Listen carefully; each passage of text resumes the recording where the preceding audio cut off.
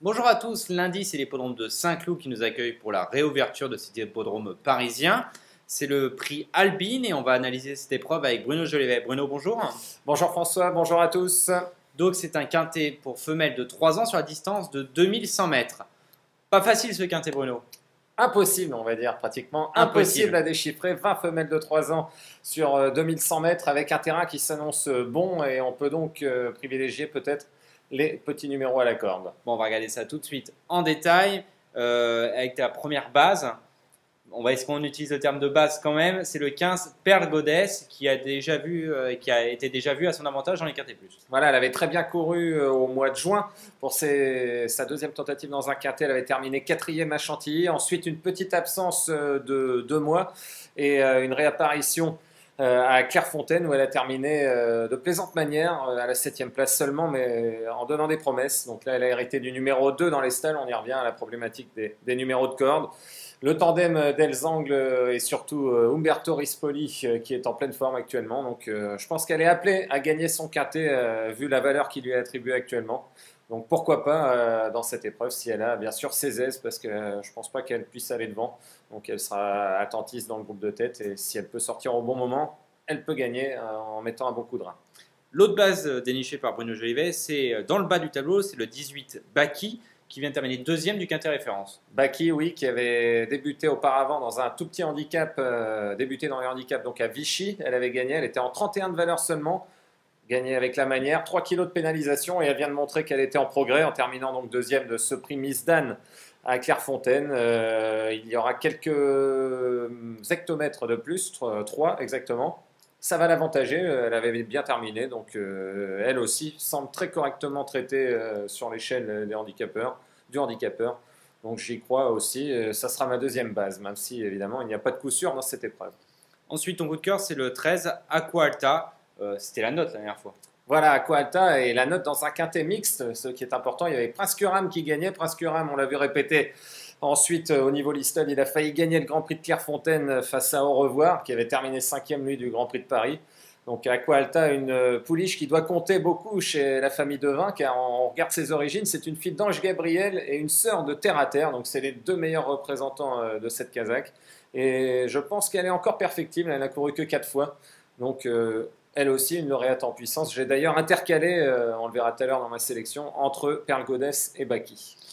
Ta surprise, là Bruno Jolivet m'a tendu un piège, donc je vais te dire le nom du cheval, c'est Okenbaya Sowaka, c'est ça? Okenbaya Sowaka, il s'est entraîné. Oui, on s'est entraîné toute l'après-midi, propriété de Hiroharu Kurimoto, entraîné par Satoshi Kobayashi et monté par Yusuke, voilà, Fujioka. Donc c'est pas mal quand même. C'est une pouliche vraiment irréprochable cette année, elle n'a jamais sorti les 3 premières.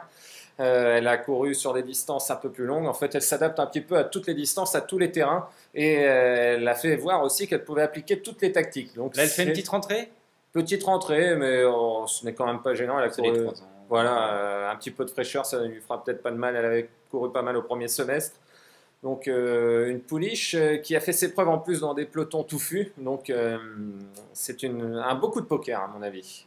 Donc, on va reprendre ta sélection, Bruno, ensemble. Tes 8 chevaux. Donc, en tête, tu as placé le 15, Perle Goddess. Le 13, Aqua Alta, on en a parlé. Le 18, Baki, ta deuxième base. Le 12, la Dame de Grâce, qui vient de terminer deuxième à Compiègne, c'est au mois de juillet. C'est pareil, c'est un quintet référence, on peut le dire. Voilà, il y a plusieurs courses de référence, dont ce quintet du 22 juillet à Compiègne, remporté d'ailleurs par une pouliche qui sera également de la partie, Katouchaba.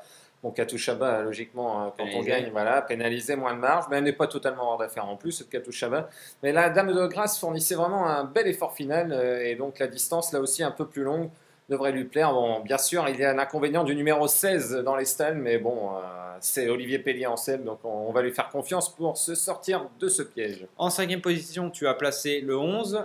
Okenbaya Sowaka. Parfait. En 6e position, le numéro 6, Maïla Dipa, on n'est pas gâté là par les noms, là, qui vient de décevoir un petit peu dans un quintet plus. Voilà, j'en attendais beaucoup mieux la dernière fois. C'est une pouliche qui m'avait bien plu dans une course à condition à Maison Lafitte au printemps, remportée par Bilonging, une bonne Fabre. Ensuite, elle a très bien couru dans la fameuse course de Compiègne du 22 juillet, quatrième, en ayant trouvé un petit peu tardivement l'ouverture. Et puis la dernière fois, oui, mi-figue, mi-raisin, c'était pas nul non plus. Donc on va lui redonner une seconde chance. Elle est encore maiden, elle n'a sans doute pas de marge sur l'échelle des valeurs, donc plutôt là pour la 3e à la 5e place. Pour en 7e position, là on remonte dans le haut du tableau. La Kazakh Maktoum, l'entraînement Rouget, la monte Soumillon, l'As Gilnard. Gilnard, donc avec tous ces éléments sous cote garantie, on va dire. C'est sûr. Elle vient de bien courir dans le prix Misdan 5e, mais sans montrer qu'elle avait beaucoup de marge. Bon, j'ai fait confiance à Christophe Soumillon, comme la pouliche a hérité du numéro 5 dans les stalles. Donc, mais elle aussi plutôt en fin de combinaison. Et ensuite, le 16 Zigzag, entraîné par John Hammond. La dernière fois, moi j'ai adoré. C'est vrai, mais est-ce pour cette fois-ci? On ne le sait pas, on verra bien, mystère. L'entraîneur le sait peut-être. Et il y avait, oui peut-être, il y avait Zag Zig à l'époque qui était une bonne jument de quintet, nous avons Zigzag maintenant. Numéro 15 dans les stalles, petit problème, mais on peut supposer qu'elle a de la marge. Oui, le tandem Lefebvre Hammond aura gagné le quintet de dimanche. Peut-être, c'est après Penman. Avec Al-Charoud. Ah oui, Al-Charoud, exact, oui, dimanche. Normalement, depuis le temps qu'on l'attend, c'est Al-Charoud. Peut-être un coup de 2 avec cette Zigzag qui doit avoir un peu de marge, comme on a dit. Donc je répète la sélection de Bruno. 15, 13, 18, 12, 11, 6, As et 16. Un petit conseil de jeu à proposer? Étant donné le niveau de difficulté de cette épreuve, on va pas chercher à faire des combinaisons quintées. Oui, non, on va prendre un 2 sur 4. 2 sur 4. C'est plus simple. Et sans prendre de base, au cas où, on va donc prendre mes 3 premiers chevaux.